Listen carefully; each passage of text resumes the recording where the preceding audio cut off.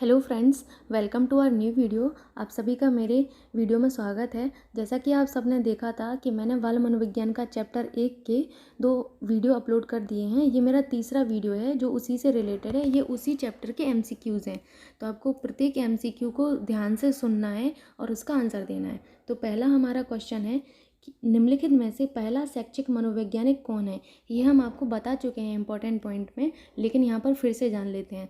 तो पहला जो शैक्षिक मनोवैज्ञानिक है, किसको माना गया है? थॉर्नडाइक को माना गया है। ठीक है, क्यों माना गया है? क्योंकि थॉर्नडाइक ने ही शिक्षा मनोविज्ञान पुस्तक लिखी थी। क्या लिखा था?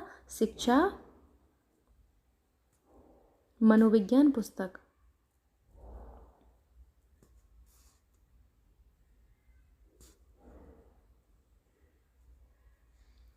ठीक है, आप यहाँ पर जान गए होंगे कि थॉर्नडाइक ने जो है पहली बार जो है शिक्षा मनोविज्ञान पुस्तक किसने लिखी थी? थॉर्नडाइक ने लिखी थी। कब लिखी थी? 1912 में लिखी थी। 1912 में लिखी थी। इसी कारण इनको जो है शैक्षिक मनोवैज्ञानिक कहा जाता है। ठीक है, क्या कहा जाता है? पहला शैक्षिक मनोवैज्ञानिक कहा जाता है। ठीक है, अगले क्वेश्चन पर चलते हैं। अगला प्रश्न है हमारा, बाल विकास के अंतर्गत सामान्यतया अध्ययन किया जाता है किसका? शैशवावस्था के दौरान होने वाले जैविक एवं मनोवैज्ञानिक परिवर्तनों का। जन्म से बाल्यावस्था तक होने वाले जैविक एवं मनोवैज्ञानिक परिवर्तनों का। जन्म से लेकर किशोरावस्था के अंत तक होने वाले जैविक एवं मनोवैज्ञानिक परिवर्तनों का। इनमें से कोई नहीं।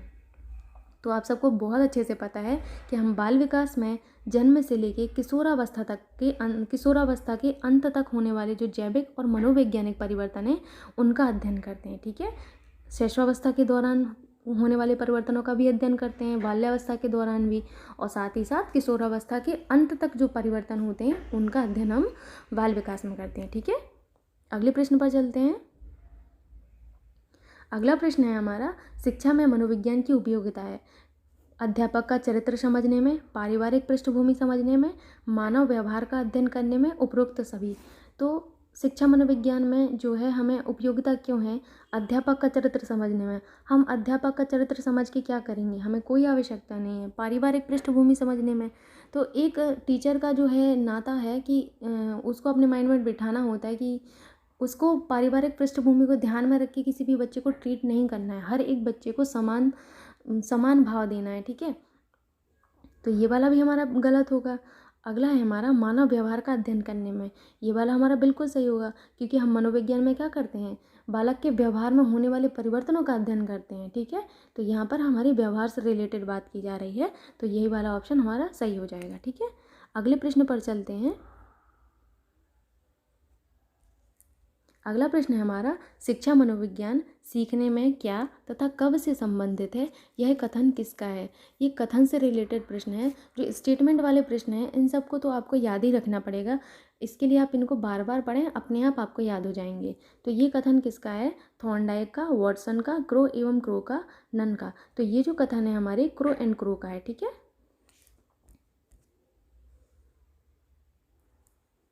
अगला प्रश्न है हमारा, बाल मनोविज्ञान के आधार पर कौन सा सर्वोत्तम है?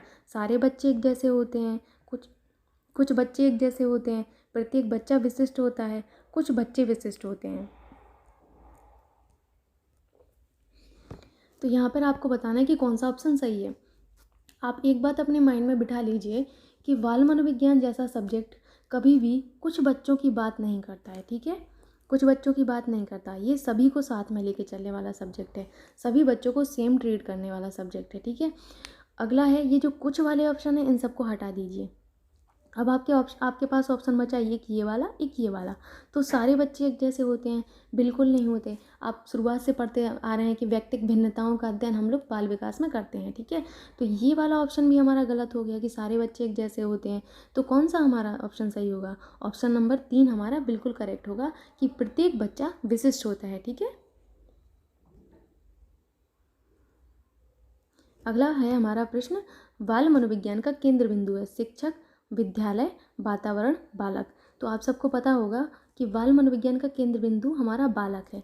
क्यों है? क्योंकि इस बालक को हम लोग सेंटर में रखते हैं। ठीक है, ये जो बालक होता है इसको हम लोग सेंटर में रखते हैं और इसकी जो आवश्यकताएं हैं, इसकी एज के हिसाब से जो आवश्यकताएं हैं और इसकी रुचि क्या है, उस हिसाब से हम लोग बाल मनोविज्ञान में शिक्षण पद्धतियाँ अपनाते हैं। ठीक है, तो बालक को केंद्र माना जाता है कि बालक की रुचि के हिसाब से, बालक की आवश्यकता के हिसाब से शिक्षा प्रोवाइड की जाए। ठीक है, अगला प्रश्न है हमारा, बाल विकास में प्रक्रिया पर बल है, वातावरण एवं अनुभव की भूमिका पर बल है, गर्भावस्था से किशोरावस्था तक का अध्ययन होता है, इनमें से कोई नहीं। तो आप सबको पता होगा कि बाल विकास में हम लोग गर्भावस्था से किशोरावस्था तक का अध्ययन करते हैं। ठीक है, अगला प्रश्न है हमारा, बाल विकास का अध्ययन क्षेत्र है। बाल विकास का अध्ययन क्षेत्र कौन सा है? बाल विकास की विभिन्न अवस्थाओं का अध्ययन, वातावरण का, बाल विकास पर पड़ने वाले प्रभावों का अध्ययन, व्यक्तिगत भिन्नताओं का अध्ययन। तो मैं आप सबको यहाँ पे जो मैंने चैप्टर पढ़ाया था वहाँ पे बता चुकी हूँ कि बाल विकास का अध्ययन क्षेत्र क्या क्या है। उसकी विभिन्न अवस्थाओं का अध्ययन किया जाता है, वातावरण का बालक के विकास पर किस तरीके से प्रभाव पड़ रहा है, मैंने बताया था ना, नेगेटिव इफेक्ट भी पड़ सकता है और पॉजिटिव इफेक्ट भी पड़ सकता है। तो ये भी हमारा बाल विकास का अध्ययन क्षेत्र है। व्यक्तिगत भिन्नताओं का अध्ययन बिल्कुल करते हैं हम लोग, तो ये उपरोक्त सभी ऑप्शन हमारा बिल्कुल सही हो जाएगा। ठीक है,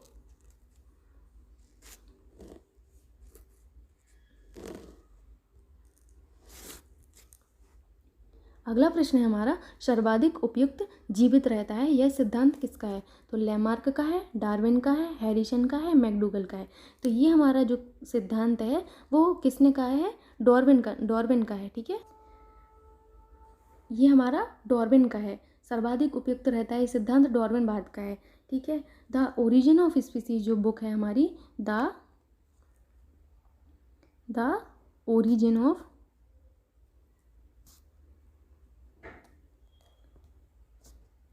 कई बार परीक्षा में साइंस वाले में भी पूछ लिया जाता है, तो इस पुस्तक को आप जरूर याद रखें, द ओरिजिन ऑफ स्पीसीज।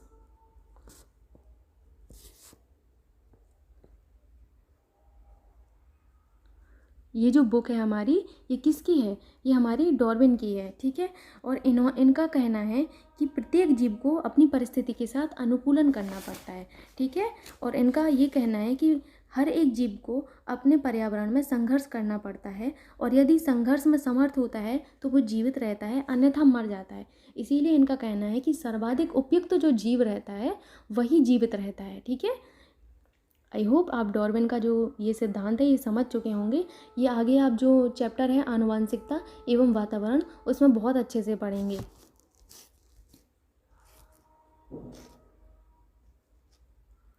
अगला हमारा जो प्रश्न है वो कथन के फॉर्म में है कि मनोविज्ञान शिक्षा का आधारभूत सिद्धांत है, ऐसा किसने कहा है? स्किनर ने कहा है। वेरी वेरी इंपॉर्टेंट पॉइंट, इसको आप इंपॉर्टेंट मार्क करिएगा।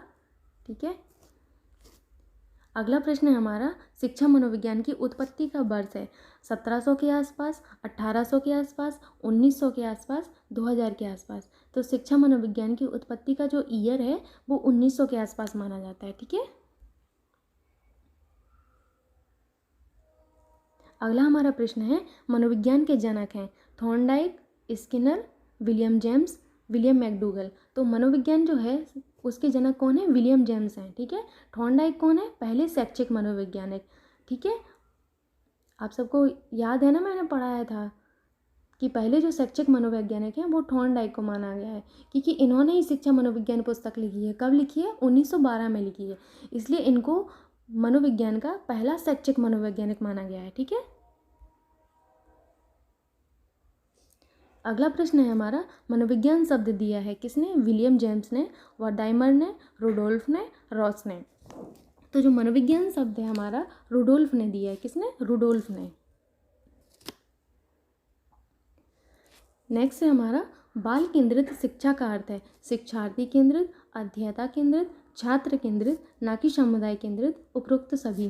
तो आप इनमें से समझिए कि बाल केंद्रित शिक्षा का अर्थ है शिक्षार्थी केंद्रित, बिल्कुल सही है। अध्येता केंद्रित, अध्येता का मतलब होता है शिक्षार्थी। ठीक है, मतलब बालक केंद्रित। छात्र केंद्रित, बिल्कुल छात्र केंद्रित, ना कि समुदाय केंद्रित। समुदाय केंद्रित क्यों होगी भाई? बाल केंद्रित शिक्षा, बाल केंद्रित शिक्षा, यहाँ बाल जुड़ा हुआ है, मतलब जो बालक पर केंद्रित शिक्षा हो वो होती है बाल केंद्रित शिक्षा, तो समुदाय पर केंद्रित नहीं होगी। तो ये वाला ऑप्शन भी हमारा सही है, इसीलिए ऑप्शन 4 हमारा बिल्कुल सही है। ठीक है, अगला प्रश्न है हमारा, बाल विकास के क्षेत्र के अंतर्गत आता है वातावरण, बालिकाओं, बालक का मापन, बालक की मानसिक क्रियाएं। तो हमारे बाल विकास के अंतर्गत उपरोक्त सभी आते हैं। ठीक है।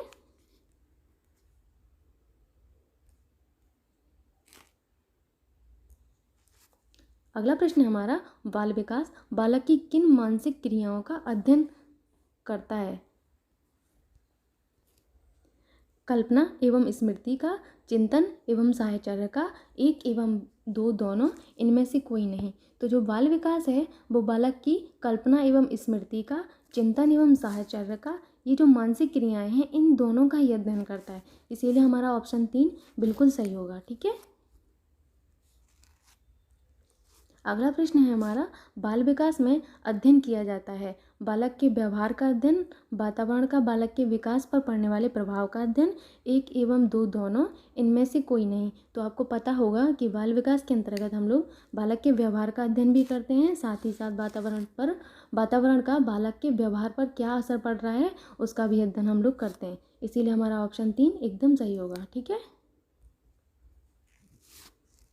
अगला प्रश्न है हमारा, शिक्षा मनोविज्ञान पुस्तक जो है प्रकाशित हुई कब? 1910 में, 1918 में, 1912 में, 1800 में। तो हमारी शिक्षा मनोविज्ञान जो पुस्तक है वो हमारी 1912 में प्रकाशित हुई।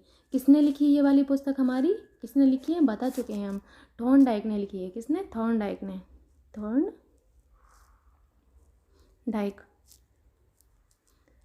ठीक है, थॉर्नडाइक ने लिखी है ये पुस्तक। अगला प्रश्न है हमारा, बाल विकासशाला स्थित है। तो बाल विकासशाला कहाँ पर है? लखनऊ, दिल्ली, चेन्नई, प्रयागराज। बाल विकासशाला प्रयागराज में है। ठीक है।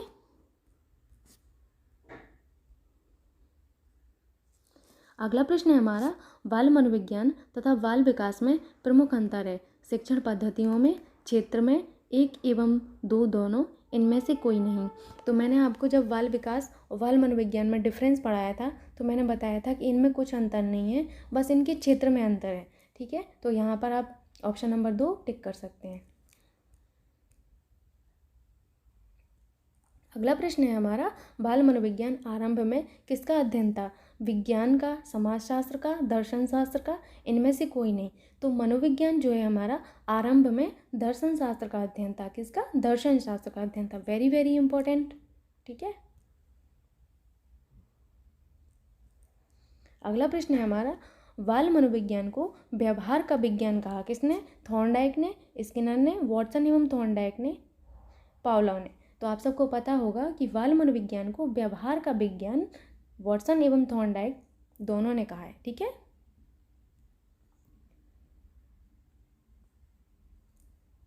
मनोविज्ञान को चेतना का विज्ञान कहा विलियम जेम्स ने, विलियम बुंट ने, पोम्पोनोजी ने, अरस्तु ने। तो मनोविज्ञान को जो है चेतना का विज्ञान विलियम बुंट ने कहा है। किसने? विलियम बुंट साहब ने कहा है। ठीक है। प्रश्न है हमारा, बाल विकास पर प्रभाव पड़ता है किसका? पोषण का, प्रकाश एवं सूर्य की रोशनी का, शिक्षण का। तो आप सभी को पता होगा कि बाल विकास पर हमारा पोषण का भी इफेक्ट पड़ता है, प्रकाश एवं सूर्य की रोशनी का भी पड़ता है, शिक्षण का भी पड़ता है। तो हमारा ऑप्शन नंबर 4 एकदम करेक्ट होगा। अगला प्रश्न है हमारा, मनोविज्ञान को शुद्ध विज्ञान कहा जेम्स ड्रेबर ने, थॉर्नडाइक ने, मैकडूगल ने, पावलोव ने। तो मनोविज्ञान को शुद्ध विज्ञान जेम्स ड्रेबर साहब ने कहा था। ठीक है। प्रश्न है हमारा, कथन किसका है? सभी बालक जन्म के समय समान होते हैं। वेरी वेरी इंपॉर्टेंट, आप इसको इंपॉर्टेंट मार्क करिए। किसने कहा है ये कि सभी बालक जन्म के समय समान होते हैं? प्याजे, वाइगोत्स्की, वॉटसन, इनमें से कोई नहीं। तो ये जो कथन है हमारा वॉटसन का है। ठीक है। प्रश्न है हमारा, साइकोलॉजी शब्द में साइकी का अर्थ है। देखिए हम आपको बताते हैं, जो साइकोलॉजी शब्द है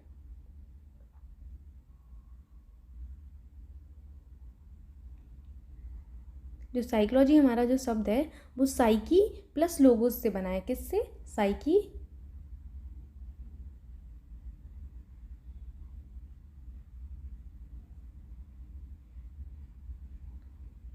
ठीक है।